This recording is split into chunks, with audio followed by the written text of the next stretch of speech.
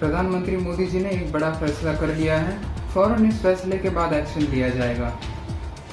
Airlift से समुद्र के रास्ते लाखों लोगों को हिंदुस्तान में वापस लाया जाएगा। इस प्लान की डिटेल देखिए इस रिपोर्ट में। कोरोना वायरस ने जब अलग अलग देशों में लाखों हिंदुस्तानियों को फंसाया, तब उन्हें बचाने के लिए हिंदुस्तान ही आगे आया। अब से मोदी सरकार एक बड़े इवैक्यूएशन एक्सरसाइज की शुरुआत करेगी और ये 30 साल पहले कुवैत से एयरलिफ्ट करके भारत लाए गए 1,70,000 हिंदुस्तानियों को बचाने की मिशन से कई बड़ा होगा, कई ज्यादा खतरनाक होगा। जल, थल और वायु से की जाने वाले इस ऑपरेशन को वंदे भारत और समुद्र सेतु मिशन का नाम दिया गया।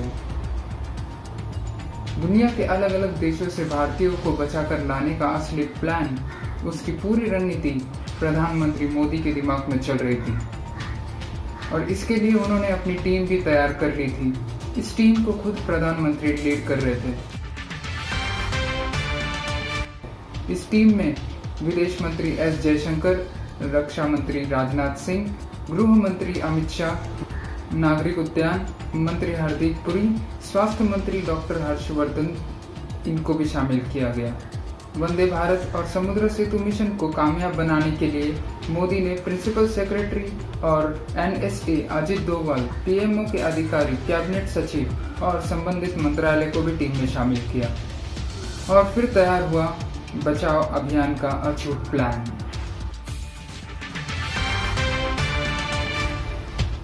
विदेशों में फंसे हुए लोग राज्य सरकार और कई जगह अपील कर रहे थे कि उन्हें किसी तरह भारत वापस लाया जाए। किसी का वीजा खत्म हो रहा था तो किसी का खत्म हो चुका था, किसी के काम खत्म हो चुके थे, किसी को शारीरिक समस्या तो किसी के परिवार में समस्या। इस बीच अमेरिका और रूस जैसे देशों ने भारत में फंसे नागरिकों को अपने देश वापस बुला लिया। उसके बाद मंत्री समूह की बैठक हुई। विदेश मंत्री ने दूतावासों से सभी लोगों का रजिस्ट्रेशन कराने को कहा और निर्देश दिए कि जो जरूरी कारण से लौटना चाहे और खर्च चुकाने में सक्षम हो, वो अपनी जानकारी दे।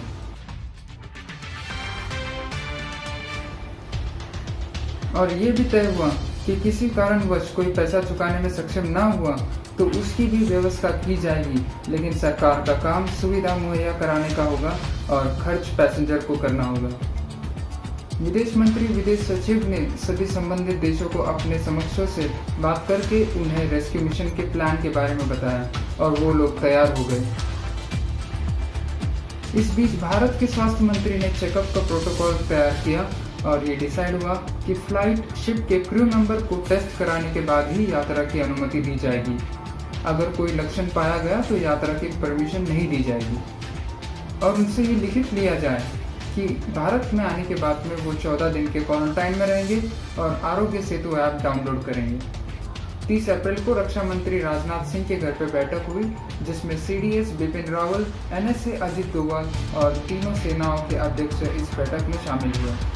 नेवी के जहाज से पैसेंजर को लाने की रणनीति बनी, लेकिन प्राथमिकता सुरक्षा और बचाव को दिया गया।